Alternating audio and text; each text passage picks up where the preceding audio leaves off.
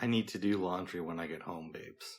Uh-oh. I'm probably not going to do it this afternoon. It'll be more like tomorrow morning. Or if I'm really feeling lazy, it'll be sometime on Tuesday. Yeah, I gotta do laundry too this week. I have to do it twice. Because your mom's coming over. Oh, yeah. I already packed my water bottle, so... Oh, okay. She won't know that I was here. Oh, my goodness. Hopefully. Well,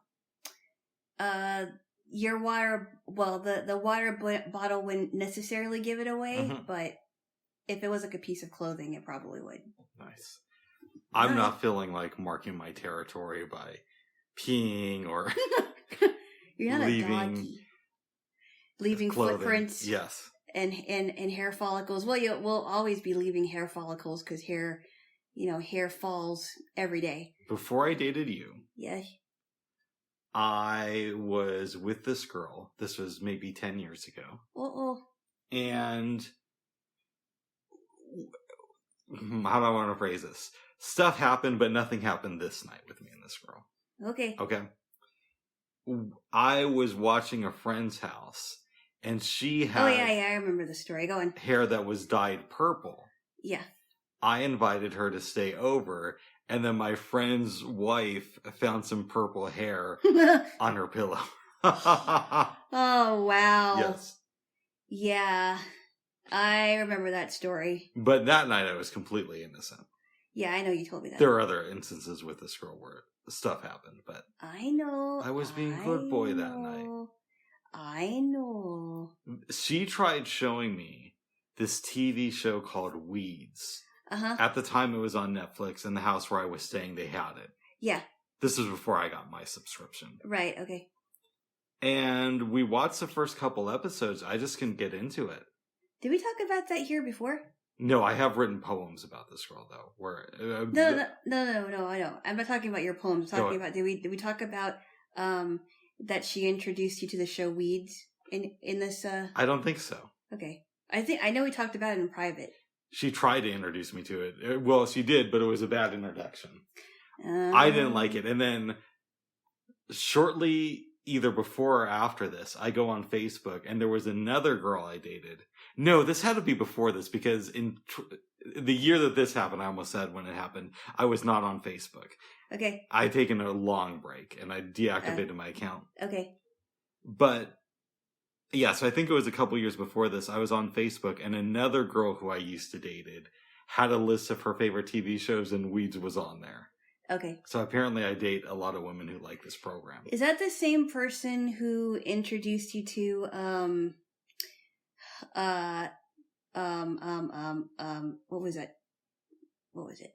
It wasn't Mad Men. Was it Mad Men? No. No. It wasn't Mad Men. It was... Breaking Bad? Breaking Bad, I'm sorry. No, different person. Oh, okay. Yes.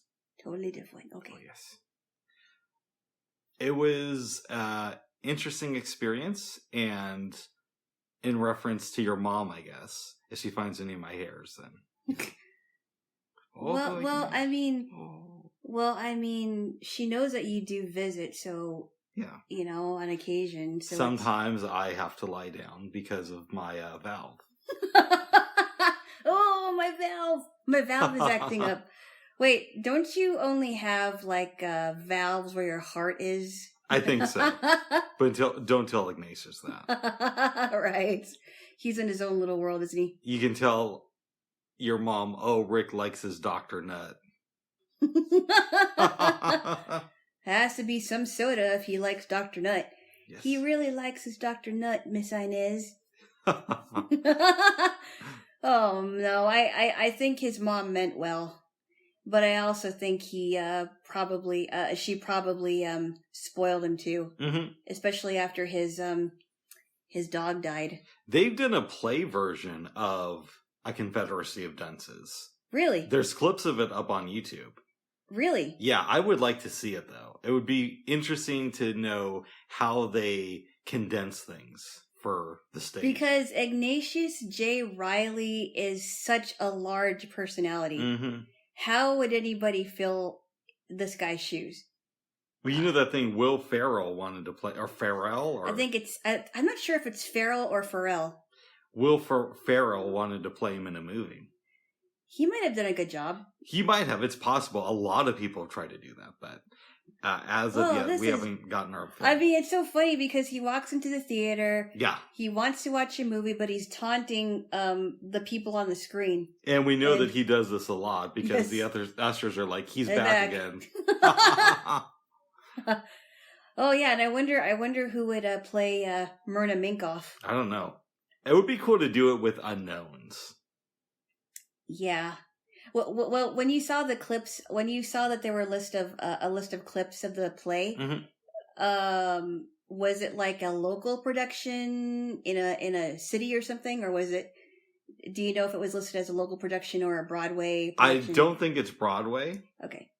But I couldn't tell you where the clips are from. Huh. Yeah. The only one I watched was when they first go to the bar. Oh, really? And it's just like his mom talking to Ignatius. For a minute. Oh, when he first goes to that little Lana Lee's establishment. Mm-hmm. Yeah. Yes. Yeah, I wonder who they would pick to play Darlene. I don't know. The dumb blonde. Yes. I think she was a blonde. I think you're right. Yeah. Great book. Great book. It is it's just so funny because Lana Lee really thought she was that clever. Yeah. But she really wasn't. None of them were really that clever, except maybe Mr. Levy. Yeah, Mr. Levy. Yeah, I think he kind of caught on to that. I think his mother meant well too, but I don't think she really knew how to take care of him. I know you read the book years ago, but what does the Confideracy of Dunces teach us about having a high opinion of ourselves? Well, those kinds of people, and we know them from various places. I kind of wonder if they really stop to think about, examine themselves really, right? Mm-hmm. Because, some people may think really, really high of themselves, even exaggerate things about themselves. And I wonder if they really sit down and take the time to think, or maybe they think a lot of negative things about themselves. Like there's a lot of negative self-talk in their minds. And they have to think, okay, I got to think of the next lie or the next exaggeration. So I can fit in or sound cool or impress a girl or a guy, whatever. I wonder if they do that. I do. I'm sure some of them do. I wish that John Kennedy Toole would have survived, because I would love to know who inspired Ignatius. Was it him? Maybe it was a friend of his? I'll never know. Yeah, it's too bad he offed himself. It's a shame. He could have written even more interesting books concerning Ignatius J. Reilly. We could have had a whole Ignatius J. Reilly cinematic and, I guess, literary universe by now. Yeah, but... we could have been 50 books deep. Well, I guess that this book died with him. Yeah, I like that we only have the book. the story died with him, not the book, but... I like that we don't know what happens after Myrna picks him up at the end. I don't know. What? Well, and here's the thing about Myrna, right? Mm-hmm. Myrna is a total opposite, and in all intents and purposes, for all intents and purposes, she is kind of a wild one.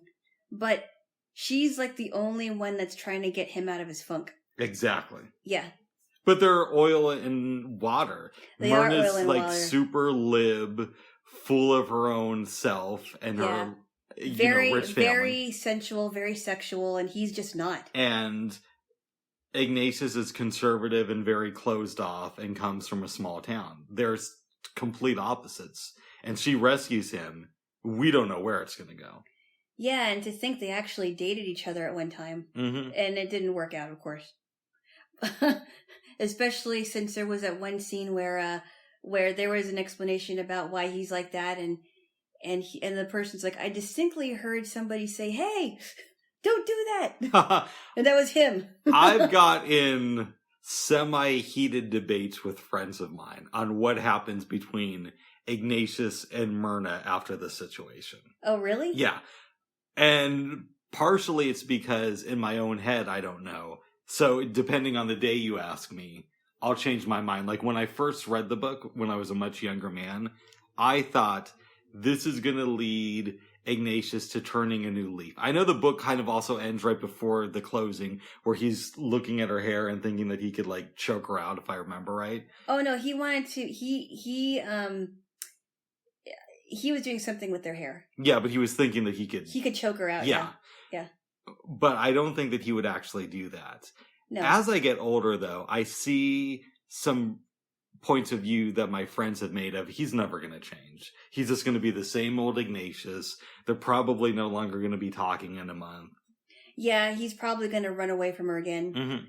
Mm-hmm. Therefore, she'll be out of his life, but she'll come back into his life when it's convenient, or for him, right? Right. Or when she feels okay, I got to get him out. And I think it's true for some people. Sometimes people may just be lost causes unless and until they really want to change. And I don't think that Ignatius ever does. No. I don't think he's captured by the people from the mental hospital, though. No, he clearly gets away. He does get away. And they're not going to search for him just because his mom called. They're not going to go to different states to try to find him, especially in the 60s. Absolutely not. No, it's not going to happen. I don't think he's going to change. Do you think he ever returns home to his mother? And Inspector Mann. It's possible that he ends up right back where he started. Mm-hmm. Because as well-meaning as his mother was, I don't think he could live without her.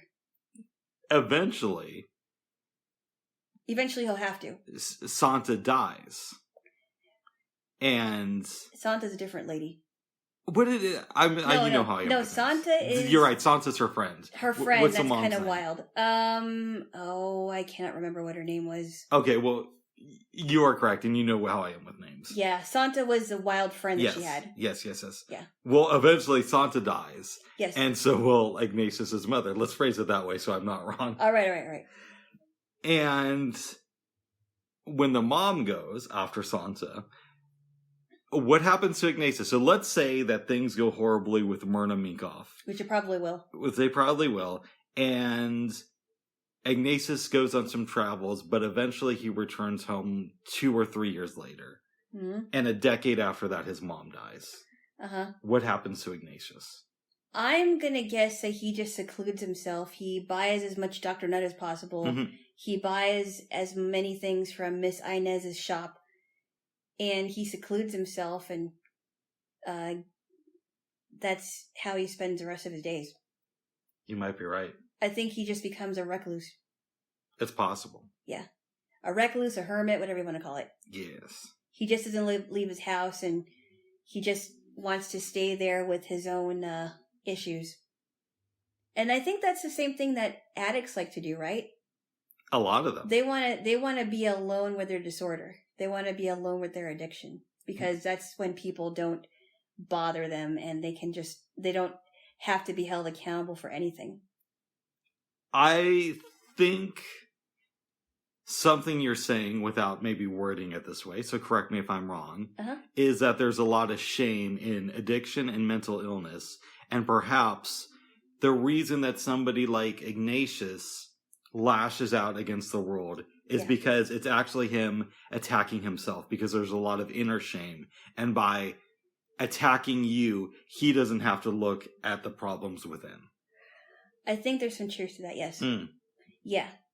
Because I've watched I've watched enough Dr. Phil shows, and there are things I do not agree with him on, believe me. There are things I don't agree with him on, but some of his topics are thought-provoking. When he confronts people on addictions, whether it's whether they have like a food addiction, or whether it's whatever addiction, or even if they're anorexic, they'll say things like, I don't want to talk about that. And he will say something like, I know what you want to do. You want to go back home and be alone with well, he calls it a disease, but I think not.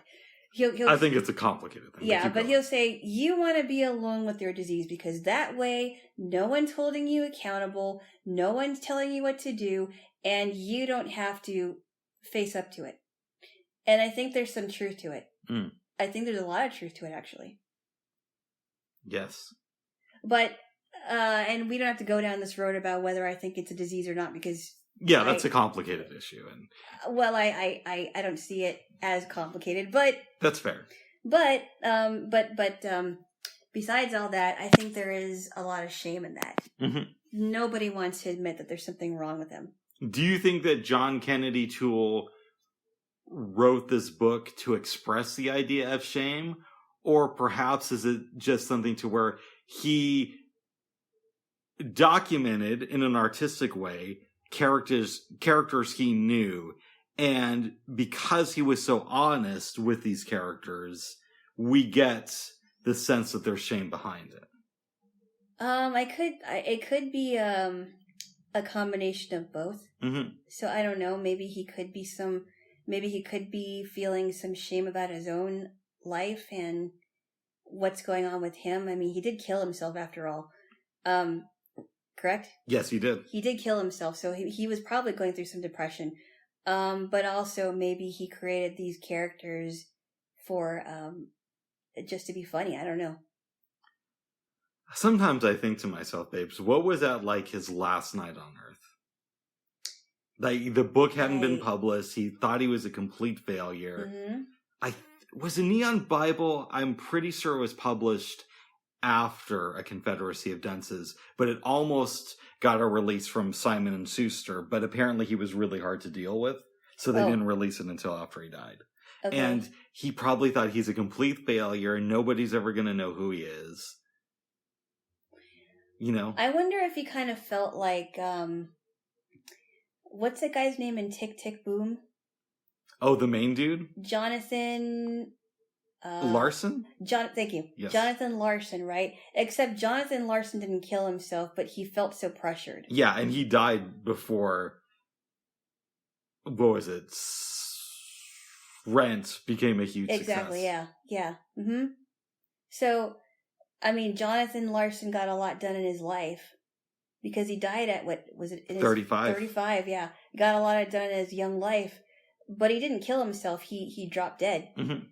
But this guy, I don't know how old he was. He was 32, I think. That is so sad. Somewhere around there. Really sad. But he could have done so much more. And you kind of wonder, well, why did he think it was necessary? Because a lot of people are reading his book now. Mm-hmm.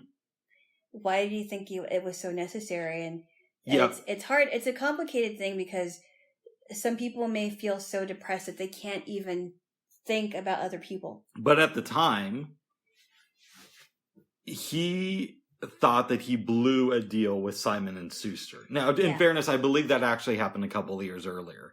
But, you know, when you're thinking of life's regrets, I would assume one of them would be, I almost had a book deal and I blew it. Yeah. And now nobody's going to read anything I publish. And for all we know, he thought that the Neon Bible was his masterpiece. What was that about? I've only read the first part of it, and I owe it to myself and to him to revisit it. But from what I can tell, it's about this little kid and his experiences through life. Okay. Mm-hmm. Huh. Apparently that was actually made into a movie. Oh, wow. Starring Dennis Leary. That's what I've heard. Okay. Yeah. Yeah, I don't know. It's, we can speculate all we want about what happened, but it's a shame. It really is. In some ways, it would be more interesting to see a film about John Kennedy Toole instead of an adaptation of A Confederacy of Dunces. Mm. You know, what led him to write this stuff. But I guess there's books about him. There's one I've been trying to find, but it's not in an accessible format. At least it wasn't the last time I looked a couple years ago, called Ken and Thelma. And it's about his relationship with his mom. So his name was John Kennedy Toole. Right. But apparently his friends and everybody who knew him called him Ken. His mom's name was Thelma. So. Oh, wow. That's where the title comes from. But I can't find it in an accessible format. Huh. Yeah. Okay. I'll look again. Oh, wow. Yes. Interesting. Yeah. I want to know more about this guy. I've always wanted to know more about him. Huh. His story is fascinating to me. Wow. Yes. Yes. Interesting there. Jaylo.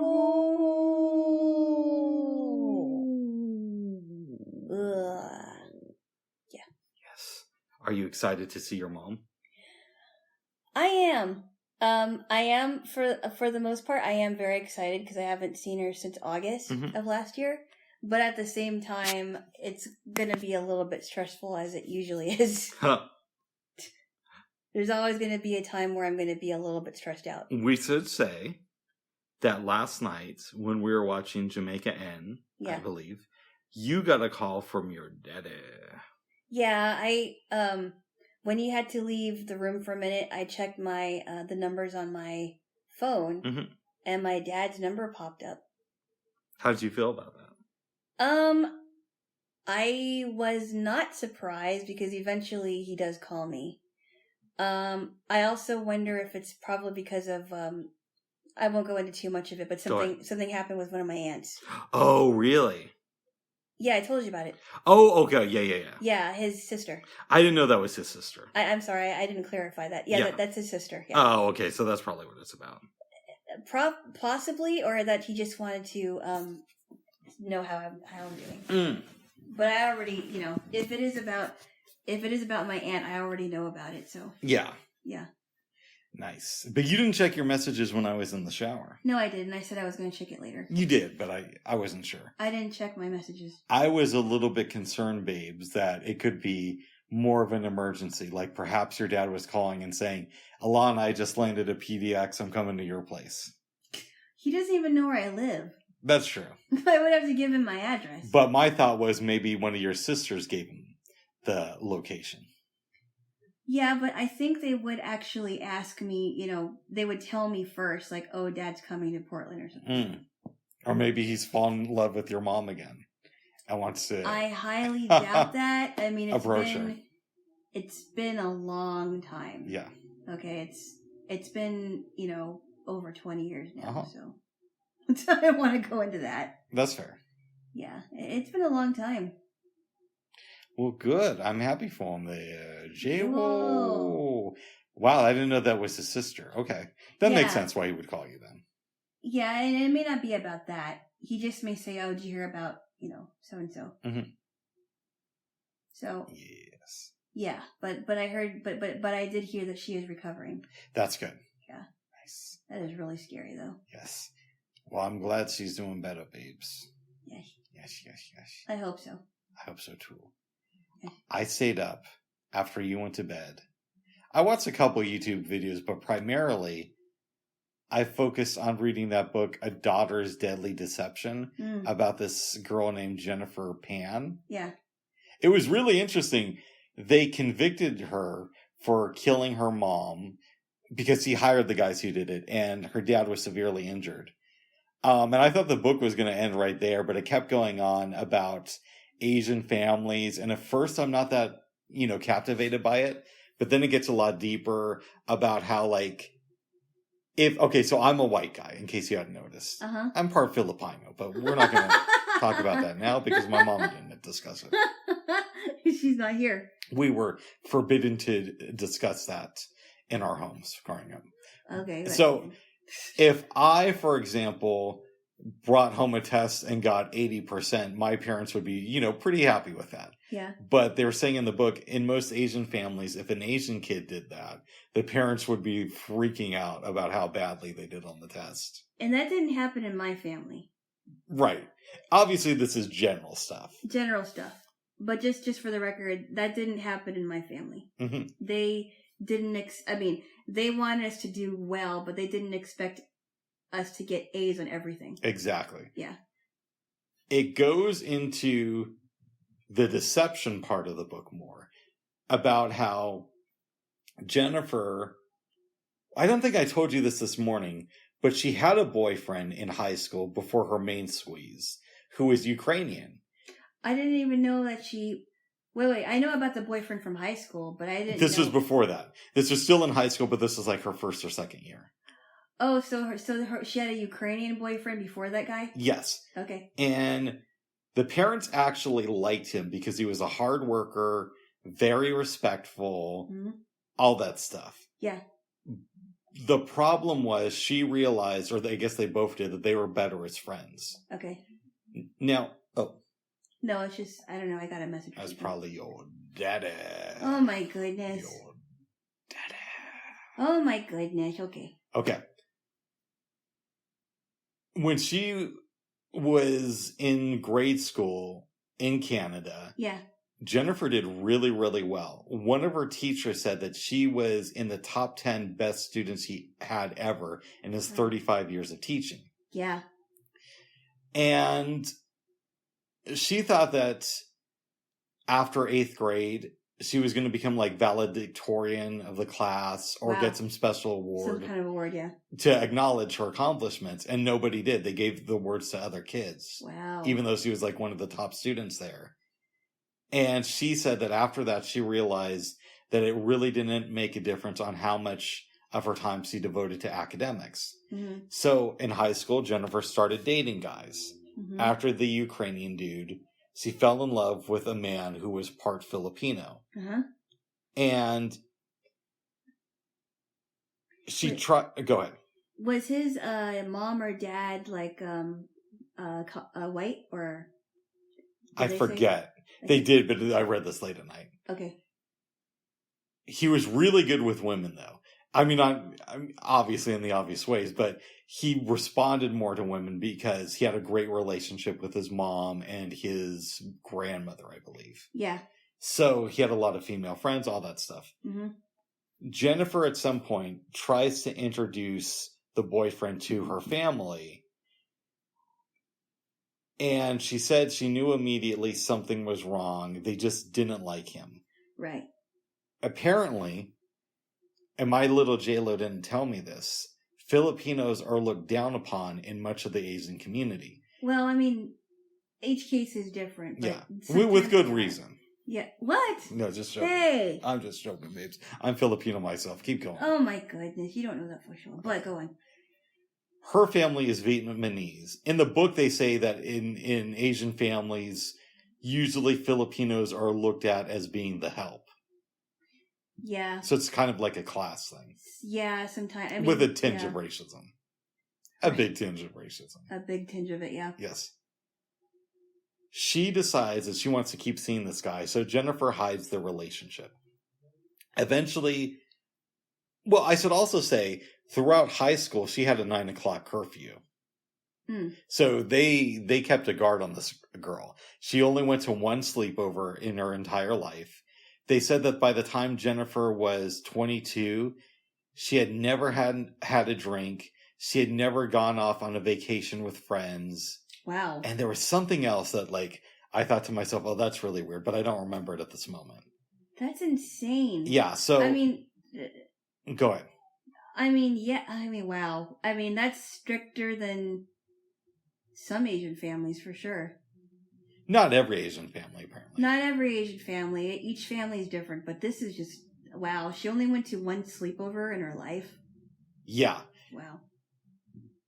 She has a really good friend, and I believe by now high school is over.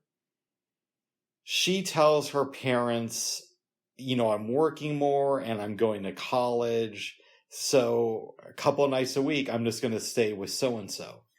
They had a system worked out to where if Jennifer's mom called, the friend would say she's in the shower, and then she'd three-way Jennifer and somehow make it sound like she was passing the phone to her as she was leaving the bathroom. So they were they really had to think this through. This was super intricate. Intricate, yeah. It also got to the point to where, since she said that she was going to school and getting a 2-year degree, it got to the graduation time.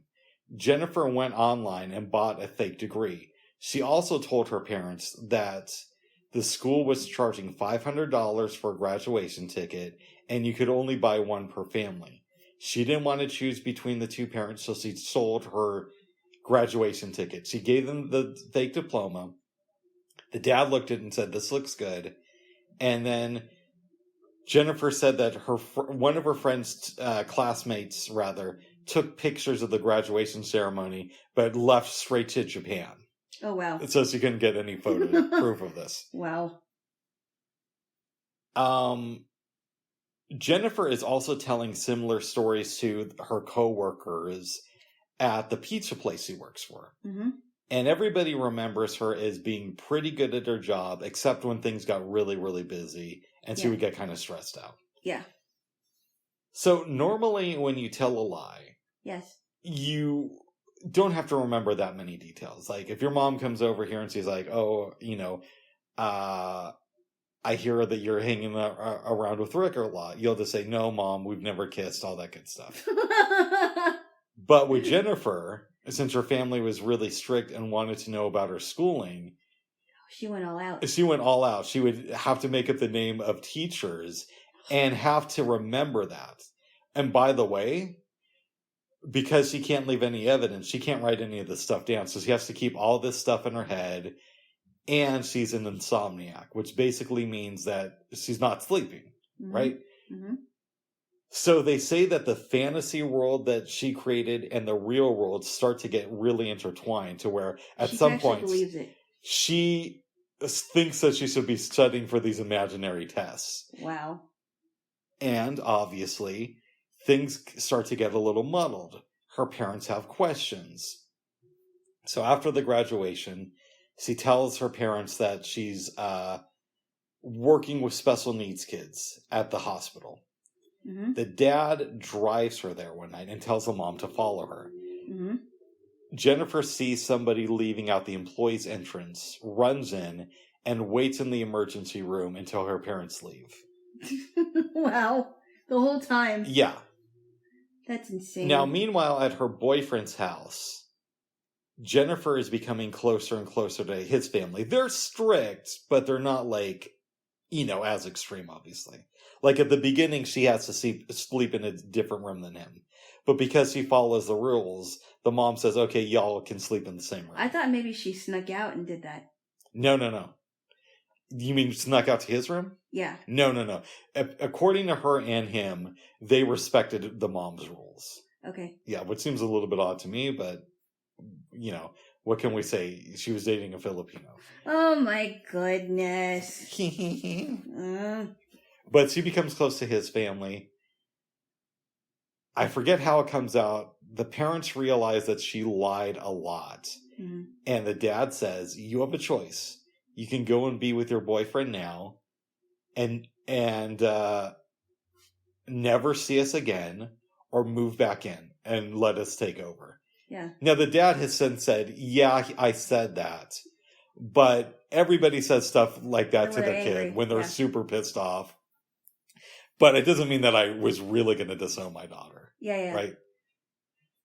She doesn't think that way. So Jennifer moves back in, pretends to get a job at a pharmacy.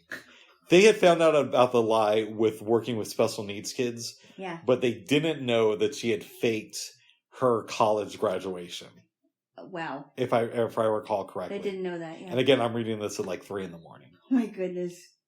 Eventually, the dad tries to drive her to work at the pharmacy.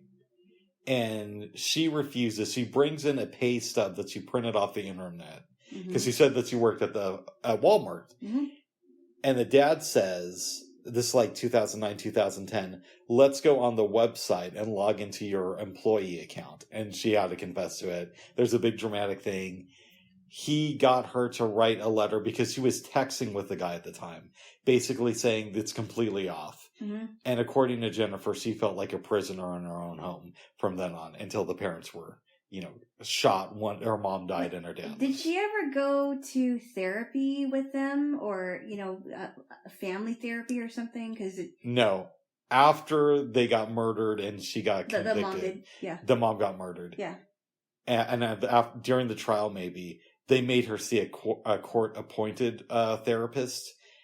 And I think the diagnosis is that she was a narcissist, but there was a special type of narcissism. She was telling people that she was cutting herself, like her friends. Yeah. But the therapist, at least the one they interviewed from the book, thinks that was a lie to get people more caught up into her world. Yeah, wow. Yeah. Wow. I don't want to say that I've dated women who are like Jennifer. Like narcissistic psychopaths? Yeah. What I will say, though, is while reading some of the stories in the book, it reminded me of some women from my past who I dated. Mm-hmm. So, in that respect, it was an interesting stroll back down memory lane. Uh-oh. This is a really good book. It's not over yet, but we're getting near the end. Yeah, it sounds like it is. Mm-hmm. Do you have any interest in finding out more about Jennifer Pan? I don't know. She sounds like a crazy lady, and I'm guessing she's still alive. She is. I believe the book came out in 2019, and at that time she was still alive. She's in jail. And I think... Is it a life sentence she's serving? Yeah, but because it's Canada, mm-hmm. I think they said in the book their version of life sentence is different than ours. Yeah. And life there means 25 years, and you're eligible for parole after, I believe, 18.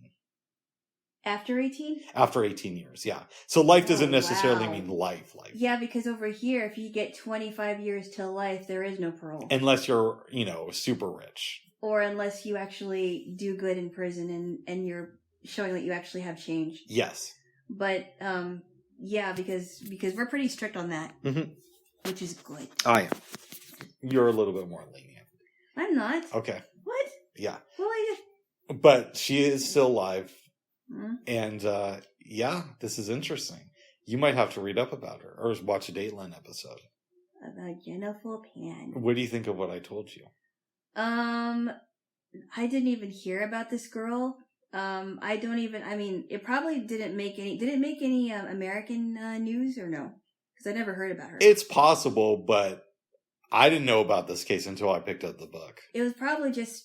I don't know if they have like a Dateline in Canada or something, but I would imagine that Dateline talks about stories from Canada as well. Our version. Oh, yeah, I'm sure they probably do, but I never heard about this case specifically. But she sounds like a really, really sick person. Yes.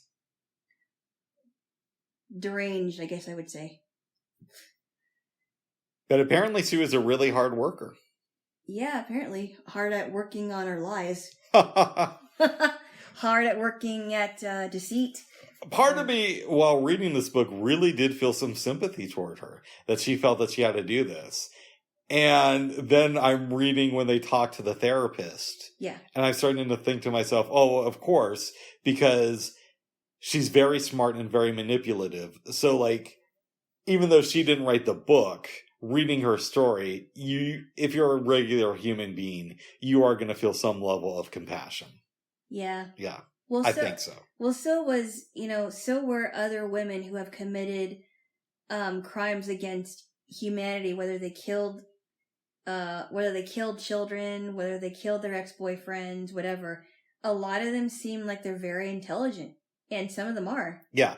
But they think that they're so intelligent that they can outsmart anybody. And very manipulative. Yes. One of the things that was interesting in the book, after her boyfriend and Jennifer break up... Is this close enough?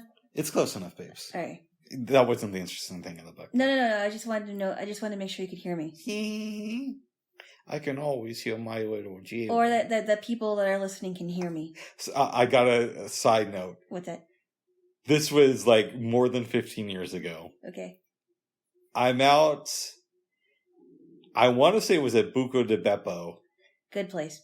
It's good for franchise Italian food. Yeah, I mean, I like their spaghetti and meatballs, but go on. Yeah. And I'm with a group of people. Yeah. One of my friends, who is a female, says, oh, my husband has a rare ear disease. He might be deaf by the time he's 40. Mm-hmm. And then another person I know chimes in with, oh, no, that's just called being married. Oh, wow. Okay. Yes. Did she laugh at that? No, she wasn't. She thought that was a little bit insensitive. Yeah, okay. Anyways. Okay. Let's get back to your buddy Jennifer. She's not my buddy. Okay. But yeah, I mean... So I was actually going to make a point. Go on. Okay. Things fizzle out between her and her main squeeze.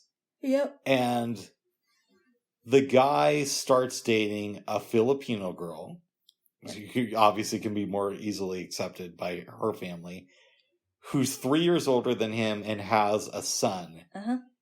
And obviously single moms, it's hard out there. and you have to devote some time to the kid. But the boyfriend said he had a lot more time to spend with his new girl who had the kid than with Jennifer. Like, that's how strict her parents were. Wow. I mean, obviously, maybe the exception to that is the 2 years that she was partially living at his place. Right. I just think to myself, what was that like for her and for the friend having to come up with this elaborate phone system for when Jennifer's mom called? Yeah, that's crazy. Yeah. That had to be very stressful. You really had to think about it. Mm-hmm. Like, that really required a lot of intricate work there. To keep up that ruse for that long. Absolutely. I mean, especially when she had to make up teachers' names, make up classes. I mean... Talk about tests and when they were supposed to be taken. And then your parents are going to follow up on it. Right, exactly. Yeah. Exactly. I would... Now, me personally, I wouldn't be able to get away with it because they would want to know proof. Yes. They would want to be able to go on the website and check things off like that. Yes. So... now it's getting harder and harder for people to lie about it, unless you're really, really... You gotta be a master level liar. I mean, even back then, in 2000, I mean, in the mid 2000s when this was going on, you still had to be a great liar to get something like this. Yeah, because a lot of people were, the internet was getting super popular, and this was around the time that the iPhone was coming out. Yeah, and that partially led to her convictions because of the text messages they found. But even just, like, without that, just remembering the name and details of everything. And where she went to school, and what she did every day. It's like, after a while, I would have to write stuff down. There's so much to keep in your head. Wow, that's insane. My assumption is that she did not write anything down because you just couldn't have proof like that come out. Nope. Yep. Nope. I mean, yeah, that's insane. Yes. So maybe reach out to Jennifer there, Jaylo. No, I think I'll leave her alone. I don't need to get any tips from her. Okay. Why else? The only tip I would ever get from her is how to remember stuff better. Yes, we might be able to tell you that. How can I improve my memory? You seem to have a good memory. Okay. So Jennifer gets released from prison in, let's say, I don't know, 15 years is a rough number. I don't know the exact date, but we're going to go with that. Mm-hmm. Would you read a book from her about memory improvement? I don't know. I would have to really think about that because she was and is a pathological liar. Yes. We all know that. She's very manipulative. But she probably would know something about this. And let's say she becomes one of those people who give seminars about improving memory. Or at least, like, maybe not a seminar, but like a 3-hour talk. Well, would you go and see her do that? I don't know, maybe. I mean, I know that Frank Abagnale... Yes. He Catch Me If You Can. Yeah, he gave seminars on what talking about like how to protect your money because he was the one that was on the run and doing all kinds of shady things and he would give seminars on that. I'm like, wow, Frank Abagnale of all people. Yes. So maybe your girl could do the same. I don't know. I mean, if she was a reformed person and she wasn't, she actually had a repentant heart and she didn't want to do that anymore, and she wanted to make her life, better and actually help other people, maybe I would. But if she was if she was still up to her shenanigans, no. But her lectures aren't about what happened to her parents; they're just about memory improvement. I don't know. I would have to really think about that. If she was like fresh out of prison, no. Okay. Because I don't want to, I want to know, I would want to know first if she was actually on her way to changing her life. Nice. I don't want her to go back to lying. I wouldn't want to get memory advice from someone who lied and had to remember all her lies. Okay. So, I mean, anyway. Yeah. White House. Well, good. Well, I'm glad you're a fan of her there, Jaylo. I never said that. Okay. Why would you think I would say that? I don't know, babes. Oh, my goodness. Oh, my badness. White House. So that was good, babes. We hung out a little bit yesterday. We did. Yes. We did. We did not watch The Wire. No, because I said in the last episode, I want to take a break from it because I do have other things that I'm, getting ready for, and I think that it would be good to kind of, to come back after where we left off, and I'll still remember it. Okay. I will. Okay. There's a lot of stuff in it. I will still remember it. I'm a little bit concerned about that, but we're going to go with that for now. Oh my goodness. Yes. Our pasta salad was really good. It was. We listened to a little bit of In Vogue, and I was disappointed because they kept playing the same 4 songs. And I had to change it to, we then listened to Salt. Oddly enough, they had a longer playlist for Salt than they did for In Vogue. I know. And I haven't even heard about Salt until you told me about them. They're really good. They are. Mm-hmm. We also listened to the brand new Heavies. I like them a lot. They are really good. Yes. And I was dream on, that's in the way. And the interesting thing is that I've heard about the brand new Heavies, but I never heard about Incognito until you told me about it. I'm surprised because some of their stuff got played on the radio. That's I think Still a Friend of Mine. I remember hearing that on the radio, and it wasn't like a top 5 hit, but it was probably like top 40. Wow. Yeah. Because that song really reminds me of you because you that was some of the first music that you played for me at your place, and I was like, that reminds. Every time I hear that song, that will remind me of you. Yes.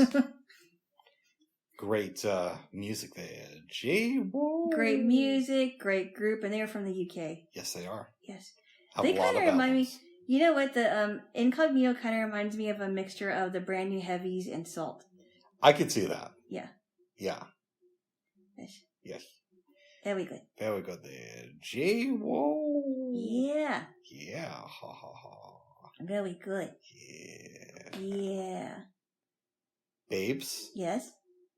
What's your feelings on Chadwick? Chadwick!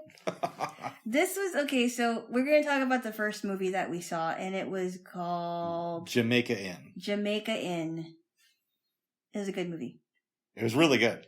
Yes. Early Alfred Hitchcock. From 1939. Yeah, that sounds about right. Yeah. Yes. Tell me, babes. So... let me give you the premise, and then you can add on to it. What happens is there's a young woman named... That's not right. How do you spell that? I don't know. I think it has some A's in it. A-W-A-W. Anyway. Give me a kiss. Why? Because I both. All right, go ahead. Oh my goodness. You silly. You silly. Silly boy. Silly boy. I pinched your nose. Anyway, so Mary is a young woman that is coming from Ireland, and she's on she's riding in a horse and buggy, correct? I believe so, yes. And she's on her way to see her aunt patient who works and lives at Jamaica Inn. I believe her, right? I believe her and her husband own it. I'm sorry, they own it. Yeah. Okay, so they own it and they live there. Uh-huh. But before they go to Jamaica Inn, she goes to this rich guy's house. He calls himself Sir Humphrey. Mm-hmm. Has a good meal with the people that she's with. Chadwick is the butler. Chadwick's the older butler, yes. I think. And Sam is his friend. And he goes, Chadwick! And he's taken to young Mary. Mm-hmm. I mean, at least she was young in the movie. She seemed a little bit older to me. Yeah, but Humphrey is digging her. Yeah. And he says, get her a scarf and take her back to, where she needs to go. And she says, well, I really don't need it, but I guess in the horse and buggy, it's open air. So nothing is, there's no windows or a roof. There's a roof, I think. Is there? Actually, some horse and buggies have roofs. I don't know if all of them do. Okay. Yeah. I wouldn't want to be, it sounds like there's like quite a big storm. Yeah, it's not completely enclosed though. Yeah, and I'm guessing they're in Jamaica. I don't think so. Or maybe not. No, because they can't be, because she goes there by horse and buggy. Oh, maybe you're right. Yeah, but it's called the Jamaica Inn. Yeah, it's called Jamaica Inn. Yeah. So she goes to Jamaica Inn, where she's looking for her Aunt Patience, and come to realize that the man that she's talking to is her Uncle Joss, who Aunt Patience has been married to for years. And I guess they haven't seen each other in years. And Mary is telling her Aunt Patience, I came here to stay with you. And Joss isn't too happy. Joss at one point offers to take her luggage and just throws it up the stairs. Yeah, which we don't is know. Funny, but it's funny, not very but something could have broken in there. Yeah. Okay, would you like to add some more? Okay, Joss has a crew there, and there's a problem with one of them, Mr. Treehand. Yeah, we think that Treehand snitched or is threatening to come forward because they have a scam. So there's a lighthouse in this area. And what they do is Joss and his crew, I guess it's not a lighthouse, but it's a lantern. It's a lantern. So the ship knows where to dock. Yep. Because the waters around Jamaica Inn are very treacherous. And it's very stormy and... Yeah. Yeah. So his crew take down the lantern. So boats will crash. They can kill the crew and take the supplies. Yeah. And your man Humphrey knows about this. He's like the OG behind this. And Joss is like the runner who gets all the work done. He's like Stringer Bell. Yeah. And Joss is kind of like D'Angelo. Yes. Because and Mary doesn't know this quite yet. Not quite yet, but she knows that something's up. Yep. Because she sees them string up Treehand. They leave the room. She saves his life. They go off. And they go off to Sir Humphrey's place. Not at first. Not at first. Joss is pissed. They send out a search party. And at one point they're down in this cave-like thing, but it has an opening at the top. And the crew find him and send down a dead body. They run and then they get up to Humphrey's place. Yep. And Humphrey is involved with the government. I think he's like a magistrate.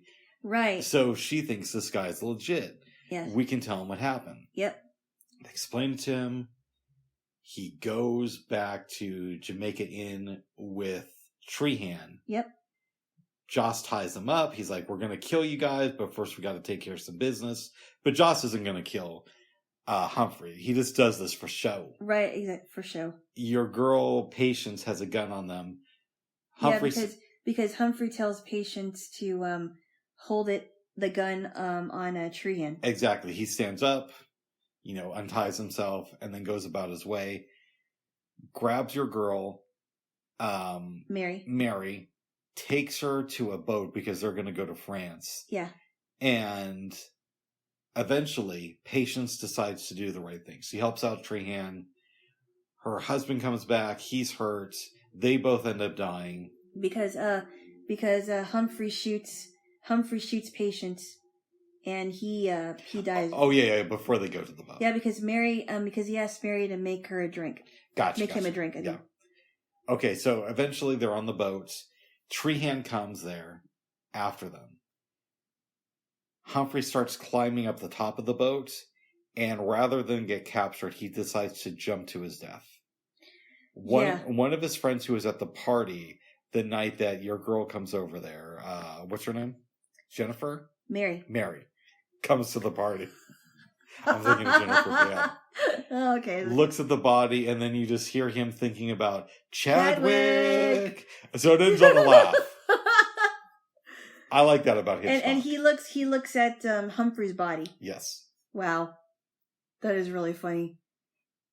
It's not the best movie ever made, but it's really good. It makes you think, and it also makes you laugh too. Mm-hmm. Yeah. I liked it a lot. I did. I would give it a strong 7. I would too. For sure. Yes. That was good. What does Humphrey teach us about living a double life? And or greed? Well, let's see. He's got all this money. He's higher up because he's like a magistrate, right? Mm-hmm. That's my impression. He knows the governor. He's got respect. He's got a lot of respect in the community. Joss is literally afraid of him, but because of all this money that he's got, he thinks he can just jerk everybody around, including Mary and her Aunt Patience, because he thinks, hey, I got all this power. I'm going to take the girl and make her my girlfriend or wife or whatever. Because remember when he said, I'll make a princess out of you? Yes. I'm like, uh-oh, I don't like that. They say that a lot of people treat money like it's a drug. They can never get enough of it. And I get that. I don't think it's always true because you need money to live, but who am I to make a diagnosis? Humphrey seems like somebody who's addicted to money. Absolutely. And the more power he can get to. Yeah, and he thinks he's so clever that he can just go to France and tell Chadwick, his butler, hey, don't look for me. Yeah. I'm not going to, I'm going to be gone for a while, but don't wait up for me. And, Chadwick just does what he says. This was a good movie. It was a good movie. The acting was good, too. Yeah. Would you recommend this movie to your family? If so, what's the elevator pitch? Don't get involved in a wrecking crew. Yes. But I did think that Joss was kind of a scumbag too. Yeah. And I felt bad for his wife. I think she wanted to do the right thing, but she was really, really scared because there probably was a lot of things about her husband she didn't know. Oh, I think it's the opposite. I think there's a lot of things that she did know that she was trying to keep behind the scenes. Oh, but I think that she didn't know what to do. Okay, that's fair. Yeah. I thought last night, babes, it would have been funny if you would have called your dad back and before he could say anything, you just start talking about Alfred Hitchcock movies. I didn't tell you this, but this was what was going on in my head. I could start the conversation by saying, Chadwick! Yes. Chadwick! Oh, sorry.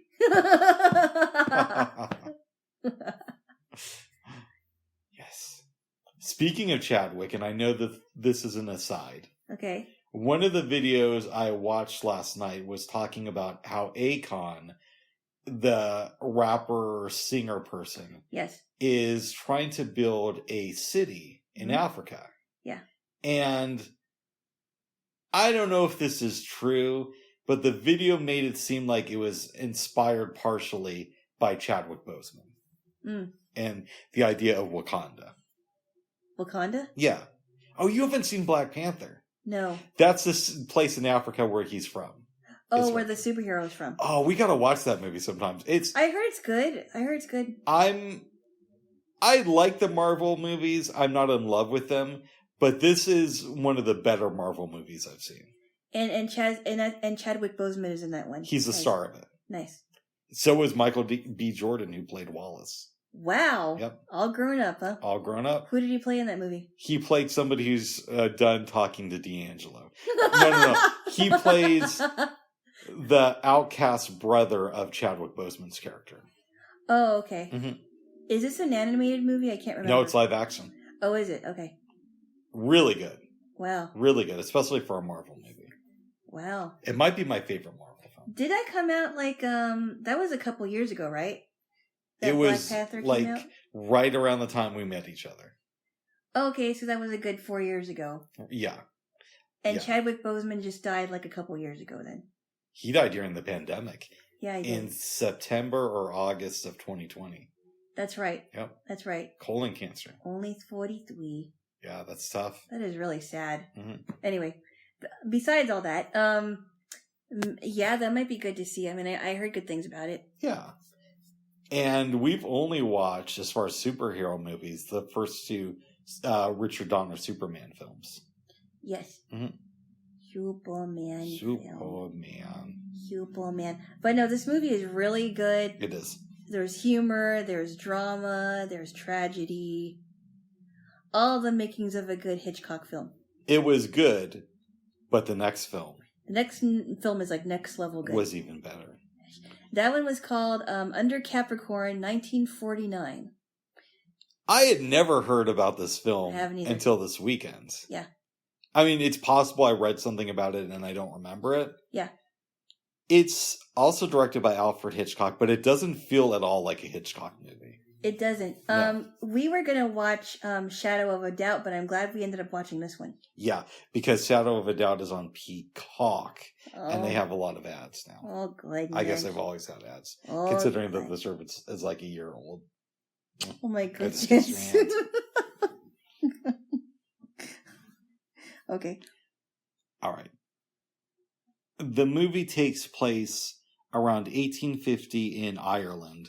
A bunch of people have moved there from England. That was in Australia. Oh, I'm sorry, Australia. You're right. New South Wales, Australia. Yeah, you're right. I don't know why I said Ireland. I don't. Well, Ireland is part of it. Yeah. Okay. And a man comes there. He meets this other guy who's super rich. Charles is the guy who moves there. Charles Adair. And the super rich guy is... His name is Sam. Sam. It's going to drive me nuts. We can just go with Sam. Sam, yeah. Yeah. Sam invites him to his house for dinner. So he goes there. Sam's wife isn't there at first. Eventually she comes down. Yeah. We get the sense that there's something maybe mentally wrong with the wife, whose name is... She's called Lady Henrietta, but some people call her Hattie. Hattie. Let's just call her Hattie. Hattie. Yeah. It turns out that Hattie and Charles kind of knew each other from back in the day. Yep. Nothing happened, but, it is what it is. They were friends when they were kids. Yeah. Now, Charles knows that Sam went to jail for a while, but he's not sure of the reasons behind it. And apparently in high society in Australia, that time period, you weren't really supposed to ask questions like that. Yep. But their friendship grows because of the connection. There is, I guess you would call her the top maid of the house. Her name is Millie. Millie. And she's an evil lady, you can tell in the beginning of the movie. Millie. Evil lady. In some ways, this movie has parallels to Rebecca. Yeah. Because, rich folk, an evil maid type character. But it's different too. Yeah, I think you're right. I mean, it's been so long since we've seen Rebecca. Yeah. But I do believe, if I remember correctly, you're right about that. Mm-hmm. Yeah. Through her relationship with Charles, Hattie grows more and more confident and eventually takes control of the house. Millie leaves for a short time. Right. And everything's starting to go good with Hattie. Yep, she starts dressing up a little bit more. Mm-hmm. She starts dressing up a little bit more and ends up going to this ball that they put together. Unfortunately, Millie returns to the house saying, "Hey, could I sleep here for the night? I had to pick up my stuff." Yeah, and the carriage will be back in the morning. Sam says, okay. Then she starts filling his head with stuff. And saying, I caught, her door was closed. She was in there with Mr. Adair. She was half naked. And I think you should know that, people are talking about her around town. And, Sam gets upset, goes to the ball, makes a scene. Yep. Charles and Hattie get back to the house before him because I guess Sam was just really pissed off. And by now we had discovered that Sam went to jail for killing Hattie's brother. What we didn't know until this point is that Hattie was actually the one who killed him, and Sam took the rap for it. Yeah, because she was fighting him in self-defense. Yes. Yeah. The only reason that Sam didn't get the death penalty was because Hattie's brother discharged his gun first, and they were able to prove that. Yeah. Otherwise, he would have been killed. Right. Sam started off as just like a stable hand. Yep. She felt so guilty about what happened that she ended up marrying him. Yep. Okay. Sam comes back to the house, kicks Charles out. He gets on a horse. We don't see this on camera, but Charles comes back in and describes this, that the horse kind of throws him off. Throws him off, yeah. Sam goes out there, shoots the horse, then comes back, shoots your buddy. Yep, because he thought that, he was doing something with his wife. Yeah. Okay, like the next day, people are going over this case and saying, we got to get rid of Sam for what he did. The wife comes in, confesses to the murder of her brother. So this starts a whole big thing. That night, I want to say, she's freaking out because she thinks that there's a rat in her bed. Yeah. Sam explains this isn't the case. Everything's good. And she did the same thing, too, with when Millie was around. Yeah. And Millie's back in the house by this point. Yeah. And Sam leaves the room. She pulls back the cover, and Alana hears me scream, "It's not a rat. It looks like the head of a small child that's decomposed." Oh, that's worse. Yes. That's worse than a rat. A rat is bad, and it's disgusting, but a human head is worse. As an aside, this is why Hitchcock is so brilliant. Because he sets it up, you're going to think she's going to see a rat's head. Yeah. No. No, my friend. He there's a reveal, but it ain't that. And that's why he's so brilliant. And that's where a lot of modern filmmakers would fall short. And then, so Millie takes the little head thing, which is really, really creepy, puts it in a basket. Then she decides to spike Hattie's drink. She thinks Hattie's asleep, but Hattie's watching this. Yep. And she freaks out. Husband comes in. Hattie says, go through Millie's stuff. He sees the stuff, kicks out Hattie. Millie. Kicks out Millie. They find out that Millie was doing this because she was in love with Sam and wanted to kill Hattie. Millie. Yeah. Yes. After Millie leaves, the authorities come over and say, Sam, your wife confessed to killing her brother. If you could just give us, testimony either now or tomorrow confirming that, then all the charges will be dropped against you and we'll arrest your wife and send her back home. He says no. They say, this means that you're probably going to get sent back home. Mm-hmm. They leave. Everybody's scared. Charles makes a recovery, tells the officers, this was me grabbing the gun from Sam. I shot myself. They don't really believe him, but there's not much they can do. Because he told them that's the story he's sticking with. Yeah. So Charles and Hattie get to stay, and Sam decides to go back to the homeland.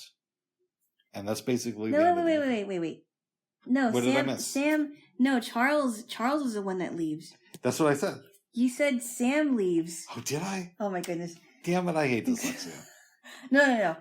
You got it partially right. Sam and Hattie stay together. Yeah, you know what I meant, though. And Charles leaves. Yeah, that's what I meant, but dyslexia is a horrible disease, and I'm working on PSAs, or ASPs, as we call them. I got it right now. Or APS. Yes. That's okay.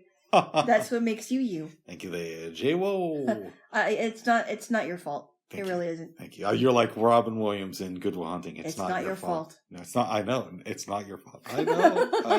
I know. And you put your hand in my armpit. I know. That was your fault, babes. Okay.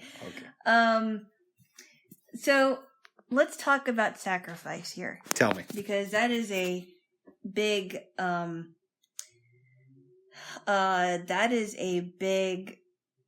topic in this movie, right? Because remember when Sam... Yeah, really. I said Millie. Well, remember when Sam told Hattie, he's like, hey, we did a lot of sacrificing. We sacrificed for each other. Uh-huh. And he said, I don't think we should do that anymore. We should stop doing that. Because, I think what he's trying to say, it hurts. It hurt us. Yes.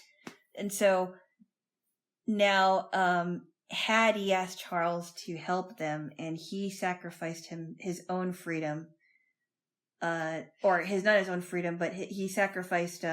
He sacrificed his relationship with Hattie, to keep her and Sam's relationship together. Yes. And I thought, wow, he was between a rock and a hard place, because he could have totally convicted Sam.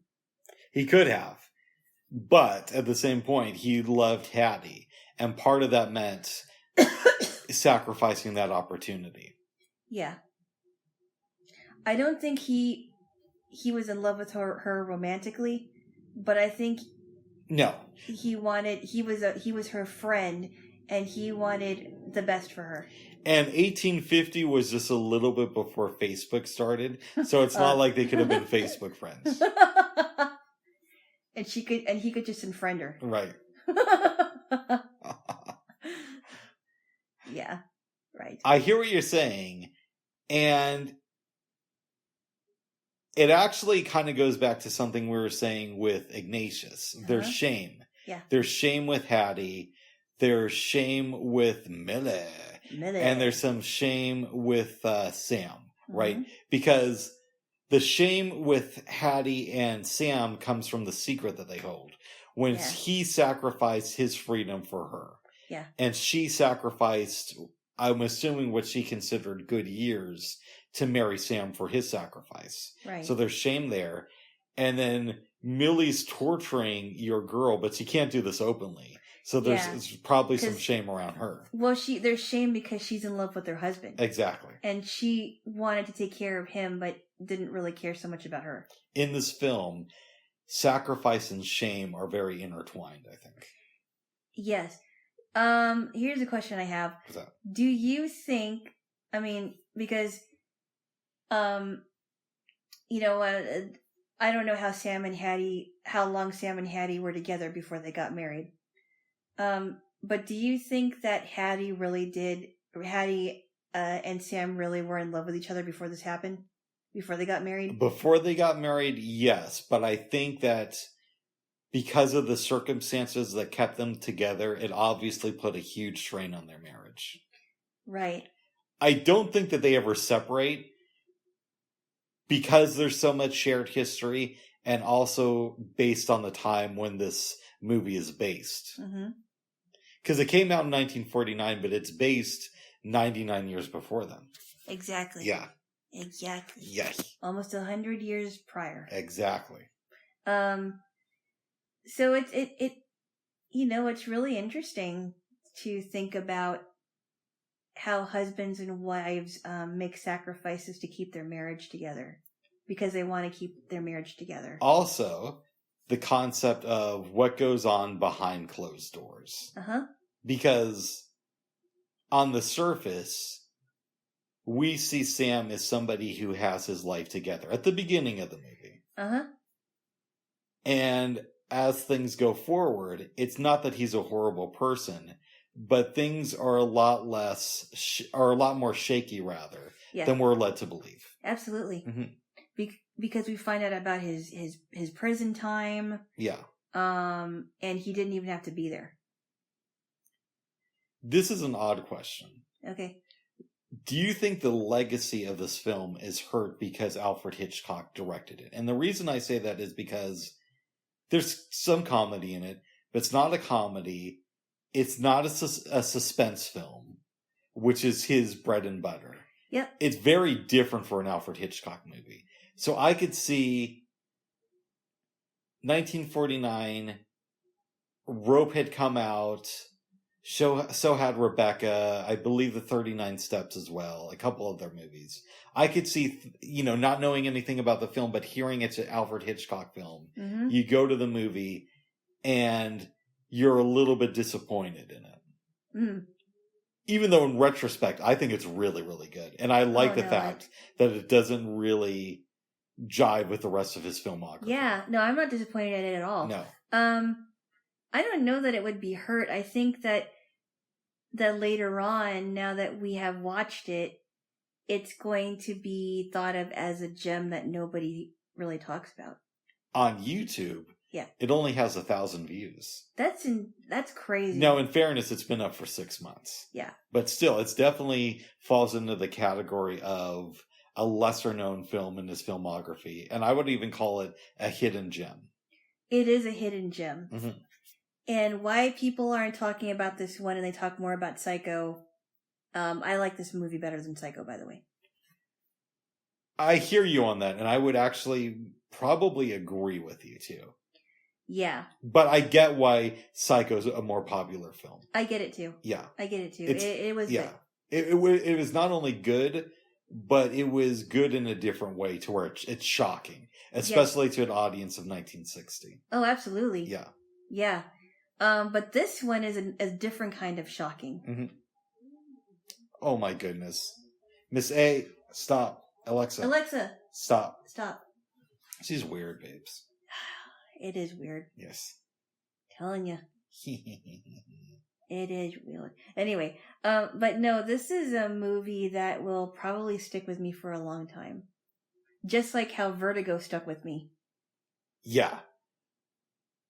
And I think that's what makes a movie really good is where you just you can't get over it. It just sticks in your mind and it just impacts you like that. You're playing with your leg. I am. That's going to show up on the recording. It's my foot, actually. Okay. I'm not anymore. Anyway, so yeah, that's what makes a movie good is how impactful it is. In some ways, I'm glad this film isn't a success like Psycho. Because if it was, then they'd be doing the Millie movie. Yes. I told you this the other day, babes. I went out on a date with this lady who was super hot and into yoga and all that stuff. But she was living out of her car at the time, and she named her car Millie. Oh, that's weird. So when I'm watching it, I think of her car. Oh, man. Yeah. Wow. Yes. That's not good. Millie. Okay. This was before we met, babes. Of course, Bubs. I mean, I don't know about this portion. I want to say this was summer of 2015. Okay. Yeah. Well, all right. Well, I don't know this lady, Bubs. Okay, good. Okay, good. Is it kind of like, well, actually, I guess that would be different than Luna. That's a little bit different. That's weird. Yeah. A Legacy of Luna or Luna's Legacy or whatever the book's called by Julie Butterfly Howell. What is a butterfly for? It's so you can sound like you're a hippie. Is it Julia? Julia Butterfly Howell? Yeah, that's what I said. Julia Butterfly Howell. Okay. Yes. Wow. And then didn't you say that you found out that Luna died in your classroom? Okay. I thought I told this here before, but maybe you might not. have. I don't remember. But Alana wants me to repeat myself. Yeah. In art class at MLC, which if you don't know is a very, at least back when I went there, very like hippie, liberal, artistic place. We had a teacher, I almost said her name, but I won't, who gave us the book to read about Luna and Julia's experience with the tree. Mm-hmm. Okay, it just so happens that like a month after we finished reading this book, it comes out that Luna dies. Uh-huh. And we're in art class one day, somebody tells our teacher that, and she's like, oh, I think we should have a moment of silence for Luna. Like the tree's maybe 1,000 years old, and perfect timing, it gets cut down when we're right after we finish reading a book about it. Luna will never know because Luna is cut down. Yes. And Luna can't hear anything. Well, there is something to the idea that trees have a consciousness that maybe we don't understand. I could buy something like that. Oh, well, they are a living thing, babes. No, they are a living thing. I'm not saying that they aren't. They grow. Yes, but they may not have a traditional brain or perceive things the same way we do, but they are alive. It's possible they have some understanding, right?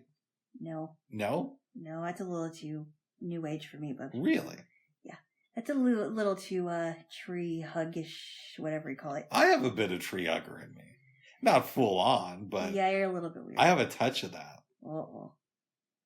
No, I'm not a tree hugger. So you don't believe that trees have any form of intelligence? Not whatsoever. Like that, no. Okay. Mm-mm. I don't think it's like ours, and it may be very, remedial?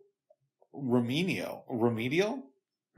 Yeah, which he said. But it wouldn't surprise me to find out that they had a consciousness. I wouldn't be shocked by it. I really don't think so. Oh. No. They're not designed to think the way that we do. Right, but that doesn't mean that they can't think at all. Oh my goodness. Oh my badness. Yeah. Here's a thought for you, babes. What's that? Well, we might go into Rick land for a second. Oh. You sound like you're getting tired. No, I'm okay. Okay. In the movie, Yep. Hattie is, there's parts of the movie where she's asleep. Yes.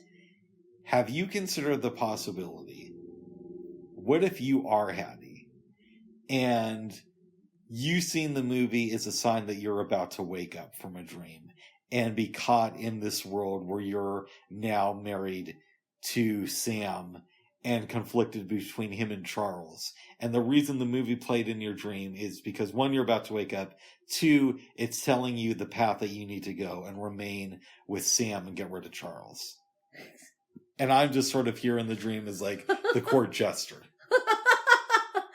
No, I don't think so. Okay. No, Alfred Hitchcock did not enter my mind. You didn't enter your mind, but your mind manifested that there's a person named Alfred Hitchcock. Oh. What? You weirdo. You don't think that's the case? No. What if he's not real? Oh, no, stop it. Okay. What if I don't?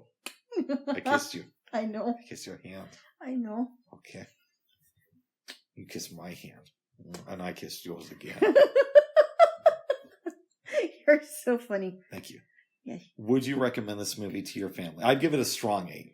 8.5. Oh, yes, I would. I would definitely give this in a middle to strong 8. And you would tell your family to watch it?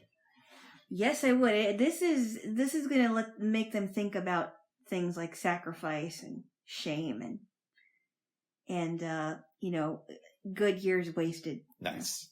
Wasted years and all that. Have you ever talked to your family about Alfred Hitchcock? No, but I'm thinking I should. Yeah. Because I wouldn't mind rewatching a movie that we watched, with my mom or somebody. Mm-hmm. I think that would be good. Because I think my mom has Prime. This is on YouTube for free. Nice. Yeah. You're right. Yeah, there's some Alfred Hitchcock movies on YouTube. Yeah. For free. Right now. They might be taken down because of copyright things, but as we do this, they're up there. Yes. And we watched a couple of them this week in the Jaylo. Yes. It's good. It is. It's very good. Did you have any dreams last night, babes?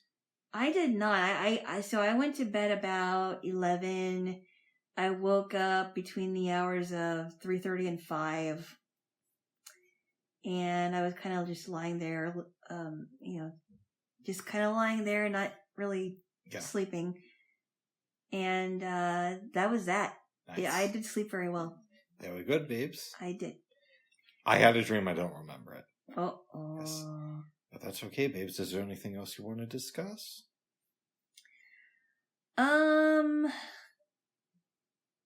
I don't know.